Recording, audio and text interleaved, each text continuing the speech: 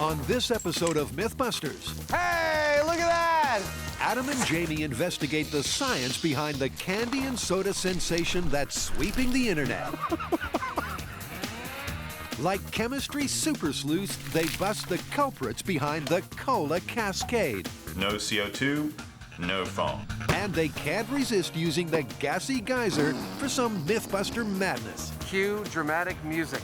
Then, envious of the candy and soda success, they go all out to find their very own magic combo of homemade mayhem.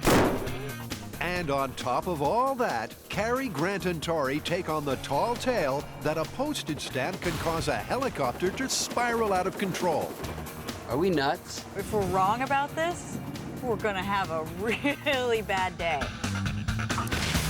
Who are the MythBusters? Adam Savage I'm making a rocket out of meat. and Jamie Hyneman. I'm so excited. Between them, more than 30 years of special effects experience. That's what I'm talking about. Joining them, Carrie Byron, I'm a piñata! Grant Imahara, Don't say anything. and Tori Belleci. Oh, yeah, no, totally. They don't just tell the myths, they put them to the test.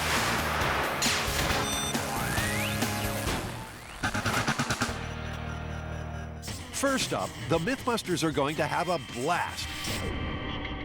All right, guys, I've got a fun little experiment for you to try out.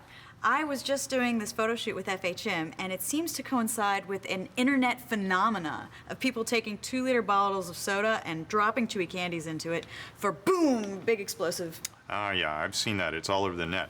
It creates some kind of geyser that comes out the end of the soda bottle, right? Yeah, and every time I've seen it on the web or on television, they've trot out an expert to tell us why it happens. And all of their explanations are amazingly different. None of them agree with each other. So we're not going to test whether or not this occurs. No, we know that it occurs. Yeah, we're going to have to check out whether these various explanations are correct, though. And which one is correct, if any. Okay. It's a craze that was kicked off by our very own bubbly MythBuster. Add some Mentos to some Diet Coke, and you get a cascade of swell proportions. But it's these guys, the EP Birds from Buckfield, Maine, that up the ante. Using 101 bottles of Diet Coke, 523 Mentos, and the sort of choreography normally only seen in Vegas, they made the ultimate fizzy fountain. But controversy rages as to why this reaction occurs. And where there's controversy, the MythBusters can't help but wade in. So I guess it's up to us to inject a little science into the proceedings. You mean like, is it something in the soda or is it something in the candy? Exactly. Okay. But first, you know I have to try this out for myself. Yes, I do. And try it out you shall. With a scale marked out on the wall to gauge the height of his maiden flight, Adam is ready for launch. So apparently all I have to do is that. Whoop, and drop them in. Are you ready? I've never tried this before. Wow!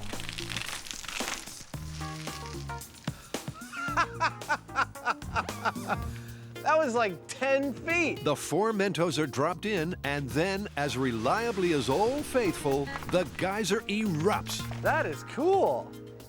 I think we're gonna have to try that a whole bunch more times. It's a ton of fun, but the MythBusters' mission is to find out exactly what's going on inside that bottle. Hey, look at that! Well, amid the chaos, it's clear that this foamy fountain has something to do with the cola's fizziness. And to find out more, it's over to our resident fountain of knowledge. The gas component of this soda is CO2, and we want to know what role it plays in this cascading effect that we see when we drop these candies in. So the one way that I know of to figure this out is to actually remove the gas. We should be able to do that by just agitating the soda until it fills up this balloon. And then once we've removed all of the gas, if we drop the candy in and we don't get any reaction, we'll know that it was because of the gas. Let's see what the candy does now. Not a thing. No CO2, no foam. So carbonation is the first crucial ingredient on the Cascade checklist. But surely there's more to this Mentos mayhem. What's up? Well, we need to determine what else other than CO2 is at play here. So we If anything. If anything. So this is plain soda water, and all it's got in it other than water is CO2.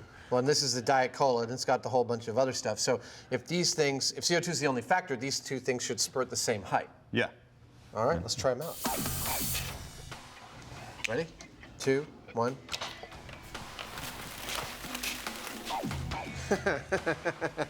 Well, that's pretty clear. That's pretty clear. The Diet Cola, there's definitely something more going on than just the content of CO2 in the candy. Because the Diet Cola went like 5 or 6 times as high as the soda water. So CO2 is not the only culprit in the cola cascade. The plot thickens. You know what? I think it's time we concentrate on the soda now. I agree. And you know, we actually have a couple of questions to answer here. One is whether or not diet soda is actually the best performer. We just have been taking that on faith, but we should test as many sodas as we can get our hands on to really see if that's true.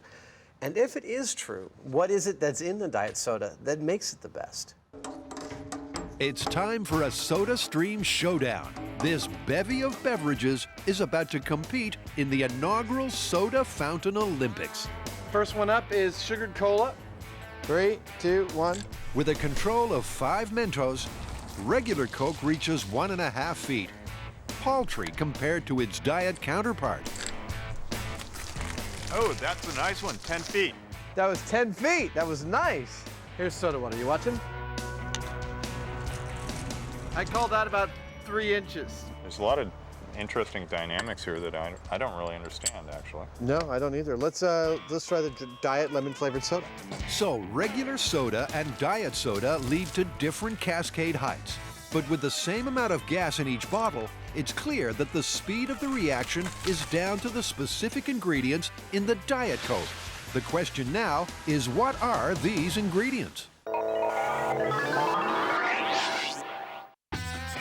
And now Tori, Carrie, and Grant are going to stamp their authority on another myth.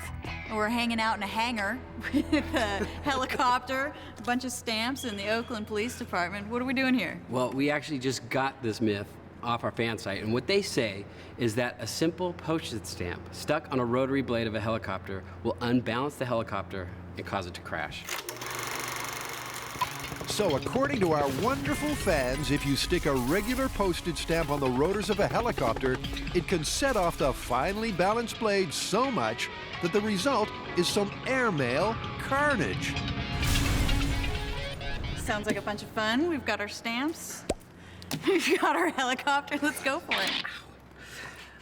I don't think they're going to let us use their chopper both for insurance and for safety reasons until we can show them that it's not going to hurt their chopper. Yeah. So I think we should probably start with some small-scale testing. These things aren't cheap. No.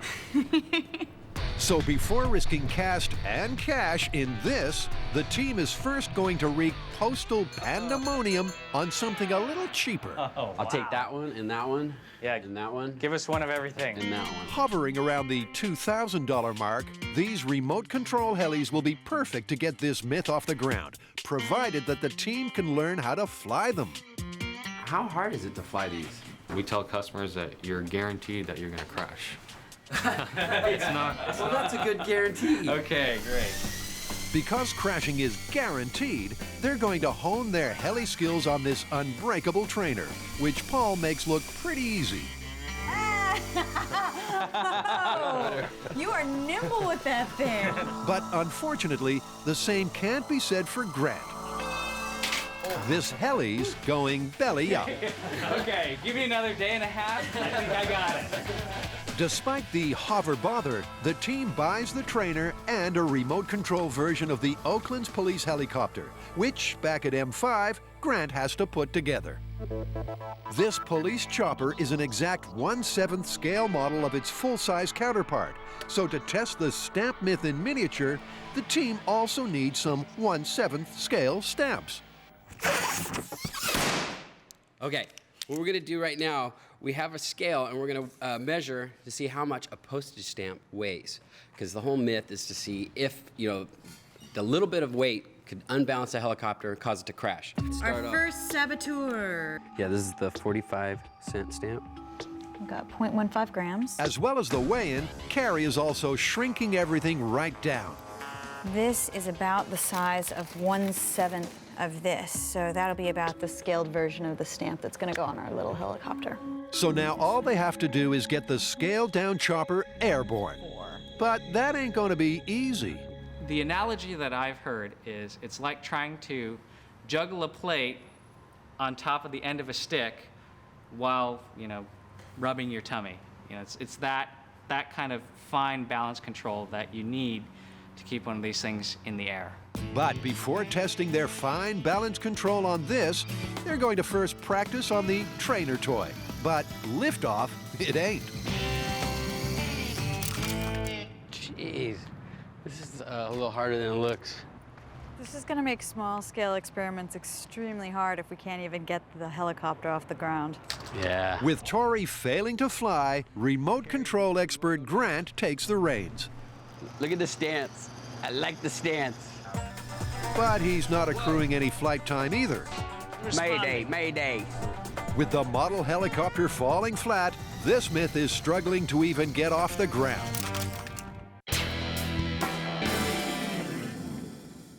This is the candy and soda sensation that's sweeping the nation. Inboxes across the world are gushing with these amazing choreographed fountains of froth. But Adam and Jamie are on a mission to determine the science behind the sizzle. Oh, that's a nice one, 10 feet.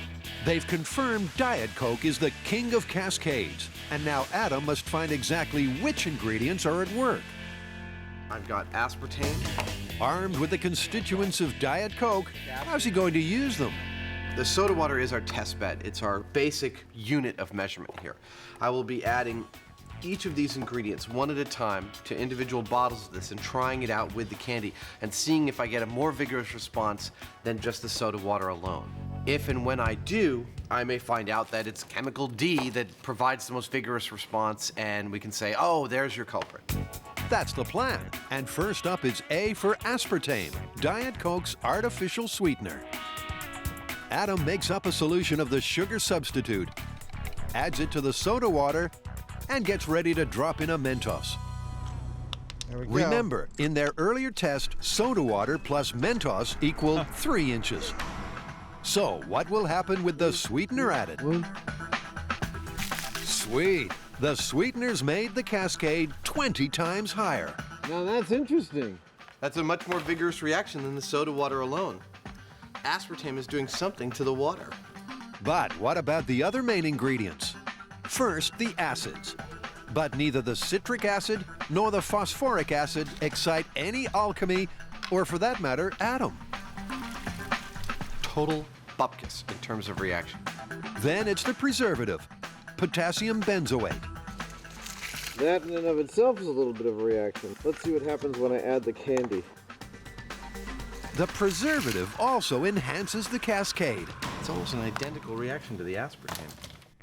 Last up is the caffeine.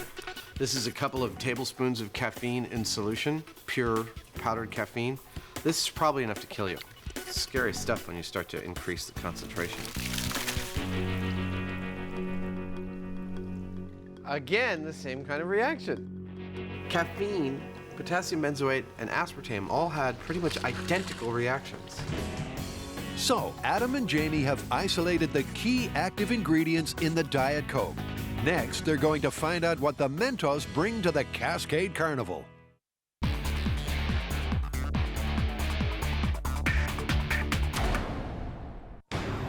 Carrie, Grant, and Tori are investigating a copter calamity. Can posting a postage stamp on the precisely engineered rotor blades do this? The team is starting its myth-busting in miniature, but it's not going well. Just pretend like the floor's not there. And with test time approaching on Grant's deluxe model, they need a plan B. This is a very expensive model, and people generally crash these the first time they fly them, and we actually want to get some good data from it. So we are going to start these tests having this helicopter completely tethered down. We've securely fastened the helicopter to the table, and the reason is that we want to actually see the blade deflection. We don't want the helicopter actually getting lift and moving all over the place. What we're interested in at this point is looking at how far that postage stamp will deflect the blade and what effect that has. And to see this, they've put a marked scale behind the chopper, which, when coupled with the high-speed camera, will show them precisely how much wobble there is in the rotors. Throttle. Good. Ready? Go. Okay, so this will be our baseline test, just stock blades, no additional weight. Okay. Grant cranks the speed up to level 5 and then cues the high-speed camera. We're at speed, ready to capture. And sure enough, without any added weight, the heli blades are in perfect balance. They're rotating exactly on the level of the blue line in the background. We just finished our baseline test. We saw that our blades are totally balanced. Now what we're gonna do is we're gonna put on a 1/7 scale postage stamp and see what happens. The stamp, like the model heli, is 1/7 normal size. That's just 0.02 grams. Will it really be enough to cause the chopper to become a dropper? It looks pretty good. Yeah, I mean, the stamp doesn't look like it's having any effect. No. And the high speed agrees. With the stamp, the blades are just as balanced as they were without it. So what does this mean for the myth? Based on our scale test with a scale postage stamp and the closest thing that we can get in scale to a real helicopter, this myth is looking busted. It may be looking busted, but the team still want to find out exactly what it takes to turn this heli into jelly. So they're going to up the ante with the weight of 200 stamps. I don't know if it's just my imagination, but it looks a little wobbly to me. Yeah, a little bit more. Yeah, it's hard to tell though. I mean, I don't see it going out of control. No, definitely not. Not destruction. There sure ain't any destruction. And in fact, with this view, it's clear there still isn't any rock or roll.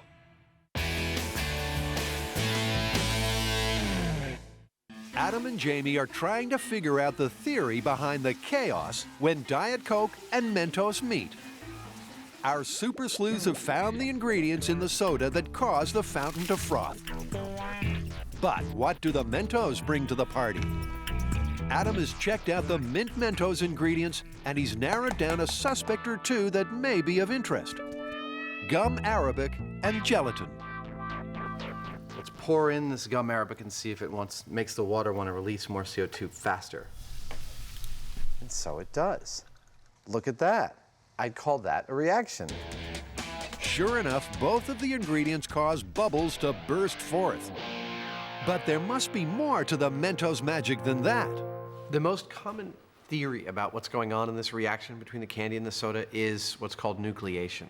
Basically, the idea is that the surface of the candy is covered with microscopic pits and lots of more surface area than you can actually see. And each little pit, each little corner provides what's called a nucleation site, or a place where a carbon dioxide bubble can form and escape.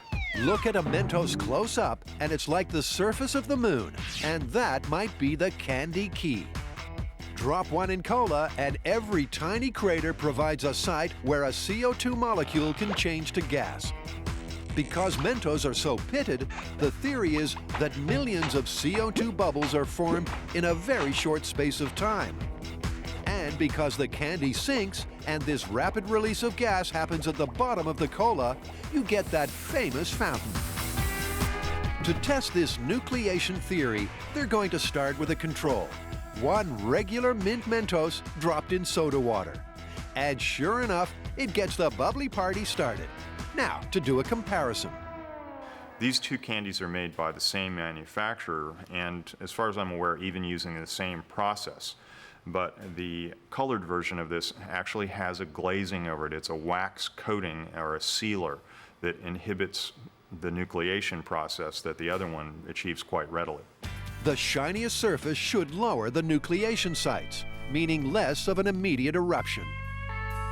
That's not doing anything more than the wall of the plastic bottle itself. Sure enough, with the smooth Mentos, there ain't no whiz with the fizz, proving that nucleation is the prime mover on the active ingredient checklist. And with all the culprits exposed, the MythBusters can say they finally cracked the case of the candy and cola cascade. So you guys come up with anything? What causes the reaction? Yep, we sure did. And we also busted everything that we've seen in the media, because not a single one of them came up with a complete explanation of what is going on with this soda. They all had a piece of the puzzle. In fact, it turns out that it's a combination of most of the explanations we've read. The primary initiator of the reaction is nucleation, the candy helping bubbles to form in the soda. But it turns out that the ingredients that make up the candy match perfectly with the ingredients that make up the soda to create what's called a cascade effect, whereby the soda wants to let go of all of its CO2 instantaneously. And that's what makes the explosion happen. But the fun ain't done yet. In an attempt to put the power of the cascade to work, Jamie and Adam build a cola concept rocket. Here's to a successful launch. You got it.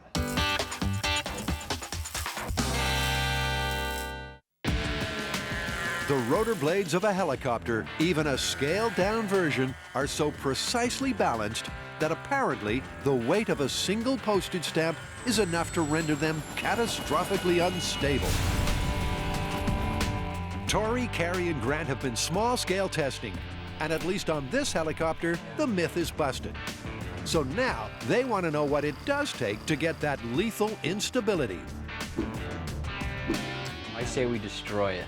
This is why we can't have anything nice. And surely the weight of 8,000 stamps will be enough to wreak the helicopter havoc thereafter. Guys who sold us this are going to be watching the show just...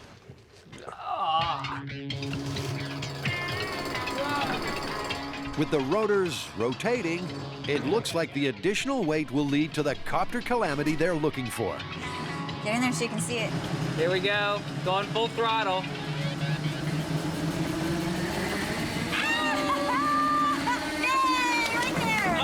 Okay. Right there, that was it. That's what we're looking for. Ain't that the truth? It was 8,000 more stamps than the myth, but at last the guys get the chopper disaster they wanted. But this myth is far from over. With the small-scale copter in pieces, it's time to return to the hangar to test the myth on the real deal. So Rick, have you ever heard the myth that a postage stamp is enough to unbalance a helicopter, potentially crash it? I have not heard that myth. I do know that the blade system is very sensitive to items on the rotors, which can include balloons, dust, paint, so it can affect the flight characteristics of the aircraft. If mere dust can unbalance this chopper, then a postage stamp might have an effect after all.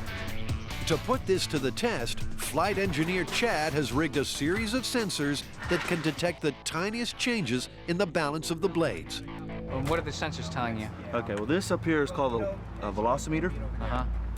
It's in a lateral position, so it's going to measure vibrations laterally. If the main rotor mass is doing this, it's going to feel this lateral vibration. And that's because of some imbalance in the blades. Correct. To start the full-scale test, the team needs to get a stamp-free baseline. Rick lifts the chopper into a hover, then spins her round. All the while, Chad's computer is analyzing exactly how balanced the blades are without the stamp.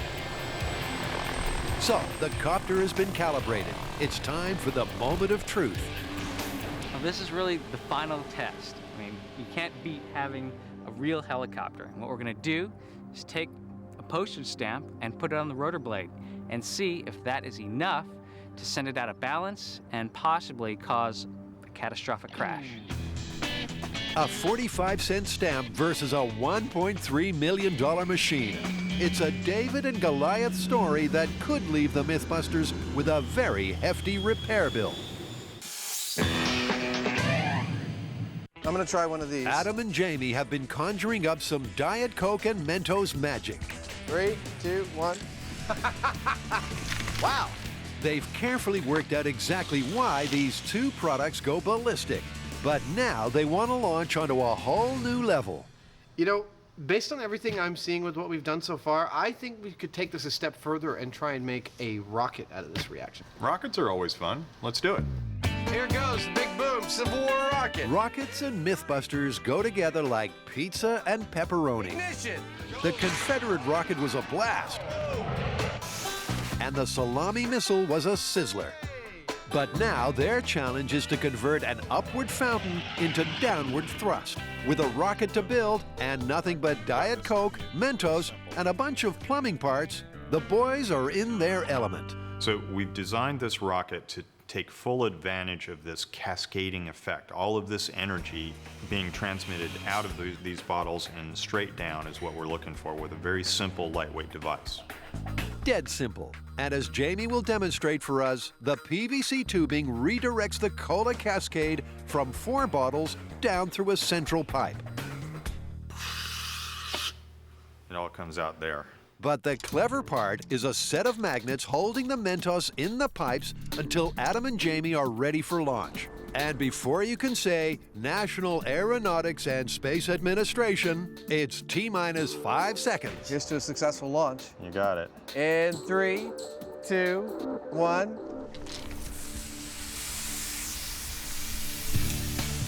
Houston, we have a problem. That's not enough for a rocket. Unfortunately, there are leaks, and the cola cascade doesn't produce enough thrust to lift the weight of the piping and 4 bottles of cola. So it's back to the drawing board. And while Jamie goes to work lightening the load, Adam, for reasons known only to himself, puts a bottle of Coke on the lathe. No prizes for guessing what happens next.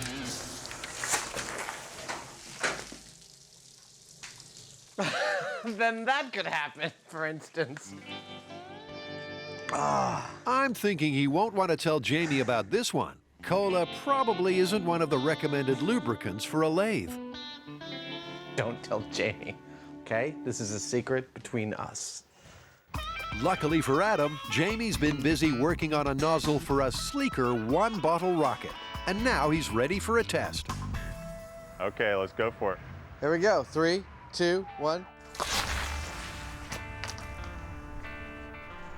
What are you smiling about? It's another launch failure. But the MythBusters aren't going to give up without a fight. Okay, ready? Everybody set? 3, 2, 1. With liftoff falling flat, again, it looks as if the Cola concept rocket has Adam and Jamie beaten. And desperation is setting in.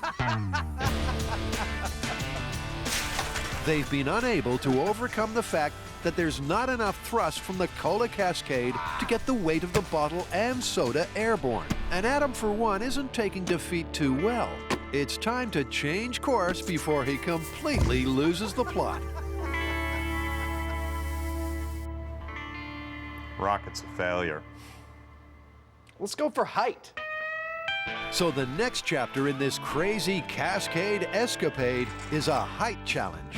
Since Carrie kicked it all off and these guys, the EP Birds, raised the stakes, the internet has been abuzz with Diet Coke and Mentos mania.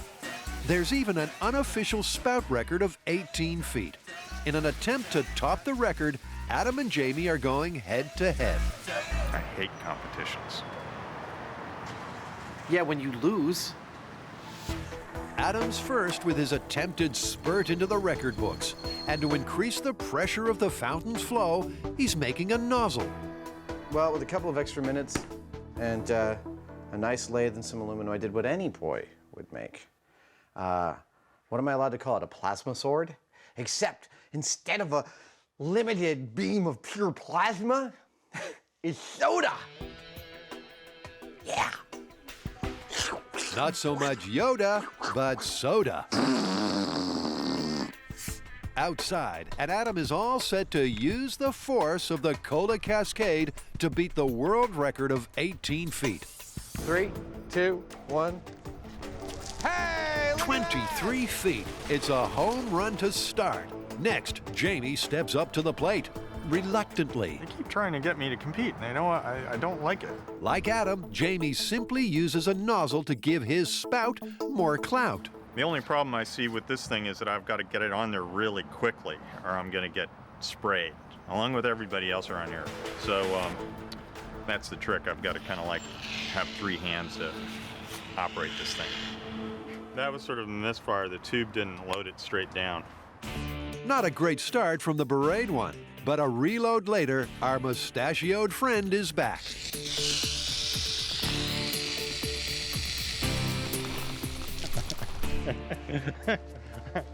Well, there you go.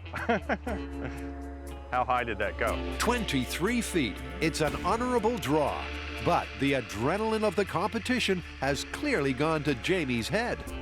With a mouthful of Mentos and cola, it's not so much a gassy geyser as a gassy geezer.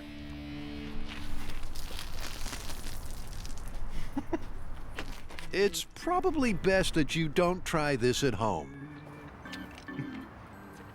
Want to see me do it again?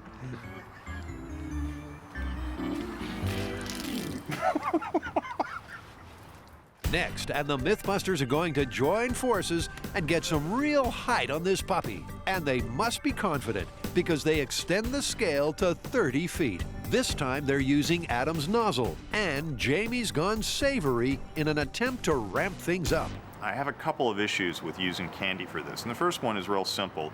The candies might well clog the nozzle that we use because we may find that we have to choke down this outlet on the bottle to such a degree that it's smaller than the candies. The second thing is that I figure I can use salt because my understanding of the chemistry involved is that it will cause a better cascade. This release of CO2 is going to happen a lot more rapidly and vigorously with the salt. And not to mention that these nucleation sites that we keep talking about, you know, salt's just loaded with them. So I'm going to try salt, and we'll see whether it performs better than the candy. So it's salt and Diet Coke.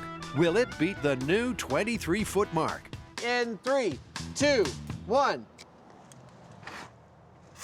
Whoa!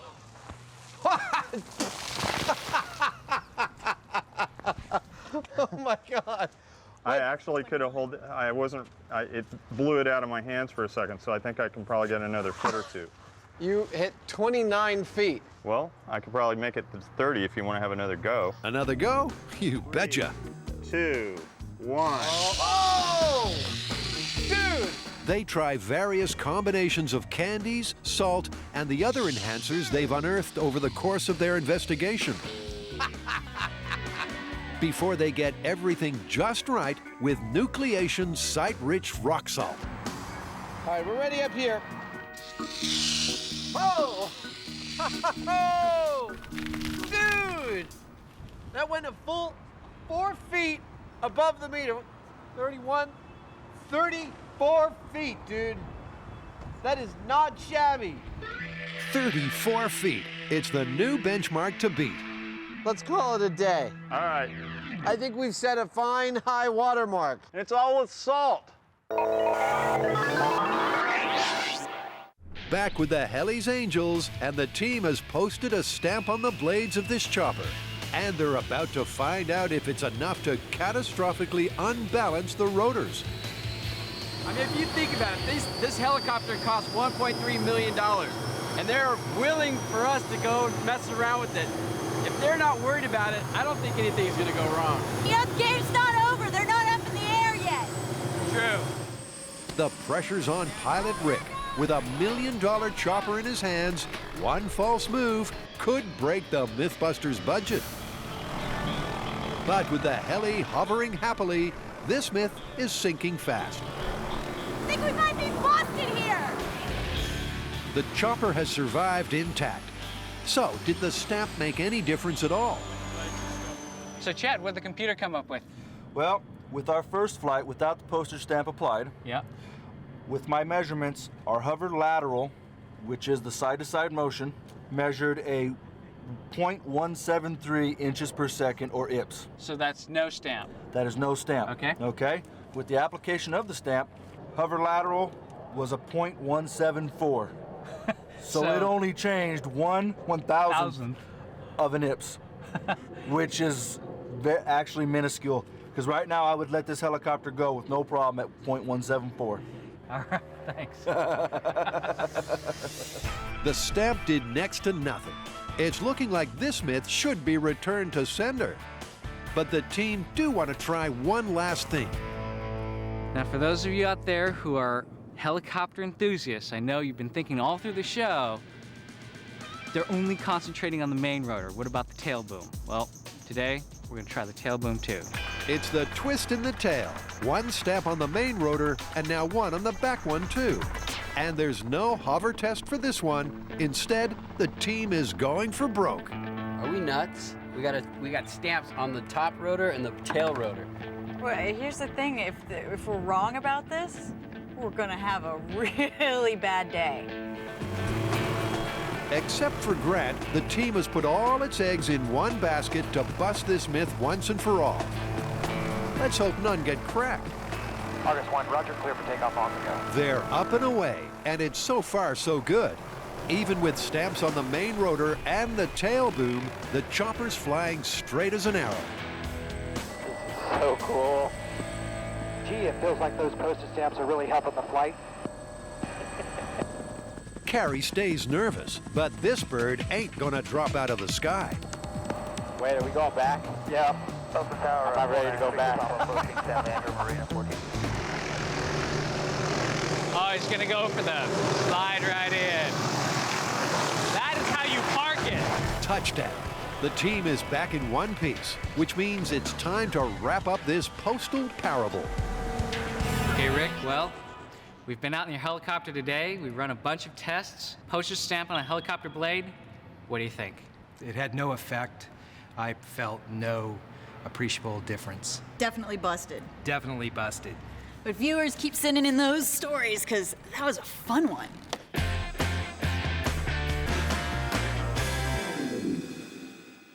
So what do you want to do now? Well, I don't think we're done with candy and soda by a long shot. I mean, this thing is positively viral. It's everywhere. I think that what we could add to this is by looking for the next big thing. Well, I've got a ton of stuff that I get every day on email from people about all sorts of things that they can do with crap they've got laying around their house. So do I. So Adam and Jamie have got explosion envy, and to soothe their egos, they're going to weave some homemade magic of their own, as only the Mythbusters can. Armed with science, which they're not afraid to use, they have to follow 3 simple rules. It must be safe, use only household ingredients, and of course, it has to be spectacular. First out of the blocks is Adam, and he's intending to set the World Wide Web alight with a towering inferno of soapy water. We're trying something an old friend of mine gave me, which is that if you bubble methane up through soapy water, you'll end up with a column of bubbles. Because the methane's lighter than air, it helps lift the column and keep it stable. And then when that column gets a certain height, however high you want it, you can light it, and the whole thing goes whoom in flame. And I have wanted to try it from the very second he told me that this might be possible. And with a garden sprinkler on the end of a methane hose in a bucket of foamy water, it's not long before he has his very own bust of bubble. I have been a bubble sculptor for about 20 years. The bubbles are a very fine way to sculpt the real world in a modular form because they are transient. They are not going to last very long. They help us remember how tenuous our grip on reality really is. That is why I sculpted the bubbles. Their first attempt is a little lopsided, but Adam is poised to feed the fire of his pyromania.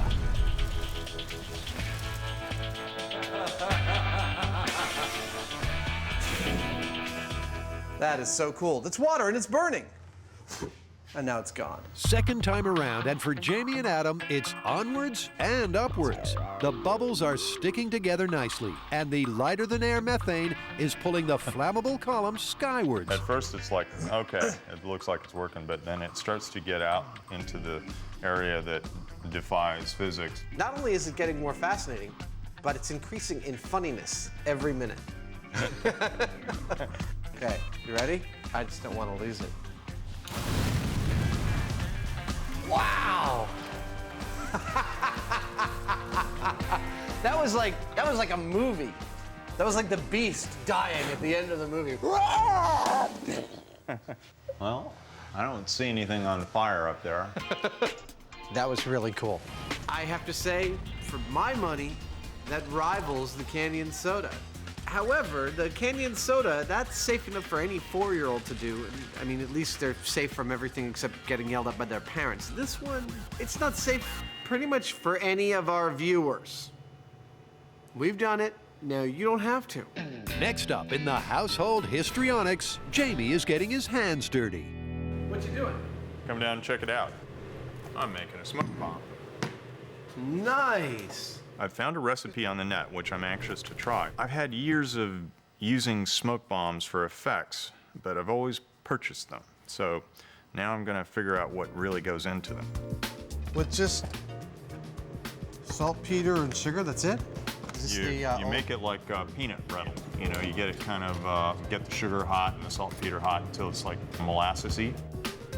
And you can put match heads in it, apparently, so that when it cools, they're there, kind of like a fuse. This is a replica of the cupcake that Jamie got when he was 9. It's the old Hyneman smoke cookie recipe. And it has something to do with the Hyneman transition into manhood. In an attempt to make a point about his manhood, Adam whips up a larger batch, but finds out quickly that when cooking with flammable ingredients, it can get hot in the kitchen.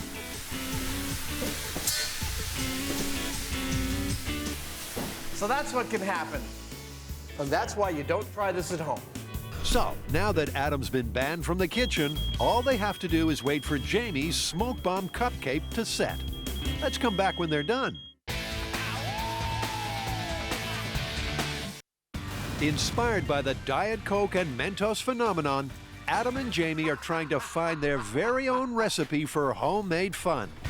But so far, their experiments have been too hot for any normal household to handle. Now, Adam's going to find out if the smoke bomb cupcake he and Jamie baked earlier will rival Diet Coke and Mentos for spectacular fun and satisfy his desire for revenge. I think you all remember when Carrie and Tori decided that it would be a good idea to shock me during Baghdad Battery. Oh! Do you feel God? Well, all I gotta say is, payback is rough.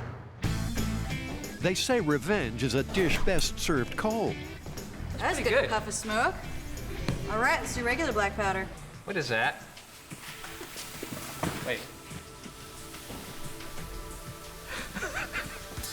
Is it a hockey puck?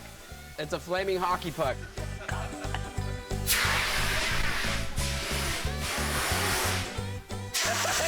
It's resisting! Put it out! Oh, great! Ah, kill it!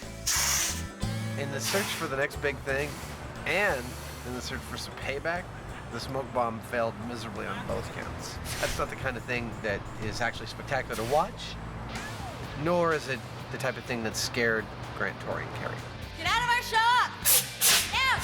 So the smoke bomb cupcake was nothing but hot air. Okay! But the next test could jumpstart things. A hydrogen and potato chip bomb? The trick is that you poke a hole in the bottom and you poke a hole in the top, and you pump in some hydrogen, some gaseous hydrogen. And if you do it just right and you light the top, at a certain point when it reaches that golden, air to fuel mixture, then the whole thing blows up and it will remove the tin without even disturbing the chips. While they get set up, let's go over to Adam, who can tell us a bit more about how it works.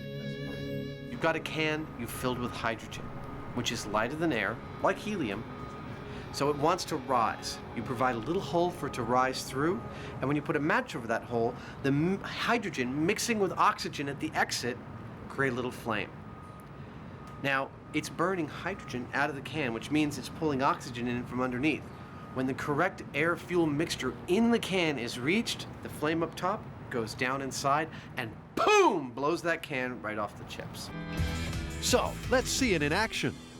All set? Yep. Okay. That was fast. I was- Are you okay? Yeah, I'm fine. I didn't wear ear protection though, because you said I didn't need it. That's what I was told. It was fast and loud enough to give Jamie the shock of his life. But despite losing an eardrum or two, they can't wait to do it again. This time with ear protection and a remote control ignition system, otherwise known as a taper on a stick. That would be a light, wouldn't it? You heard it, right? Yeah, I think so. Adam and Jamie are uncertain because the hydrogen burns with a clear white flame. But burning it is. It's pulling oxygen through the bottom of the can. And when the mixture is just so,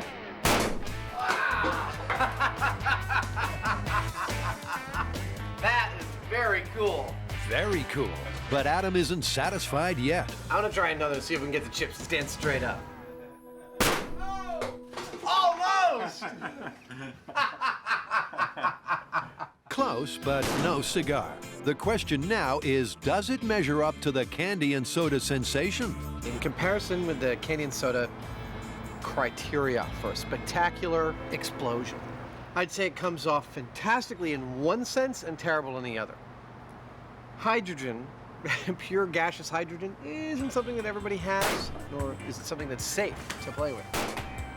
However, the results of blasting the can off of a stack of chips and leaving them almost intact, I mean, it just makes me smile just thinking about it. After a timeout to think about ear protection protocol, Adam is ready for the next test. This is one I've known about for a long time. It's called dry ice bomb. Years ago, I went to an ice company to pick up some stuff for Jamie.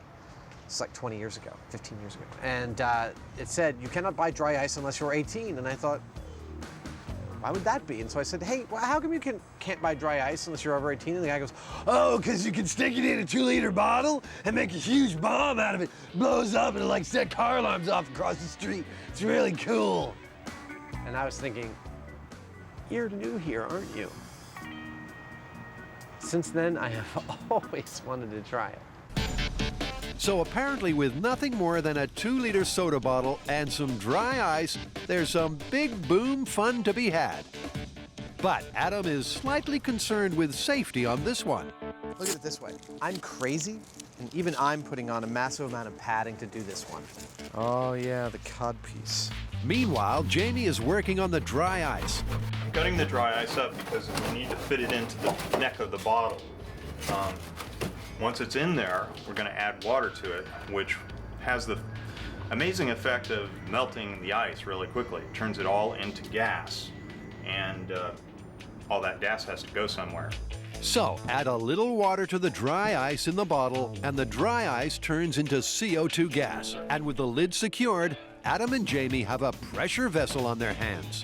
Now, it's just a matter of time. Cue dramatic music. It's gonna go any second, I swear. Stay frosty, people. This is still gonna blow. It's kind of like watching the grass grow, except there's an explosion at the end of it. Wow!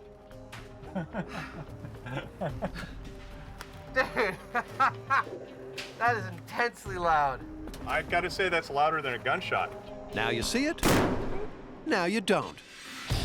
And what was a plastic soda bottle is now a million pieces of twisted shrapnel.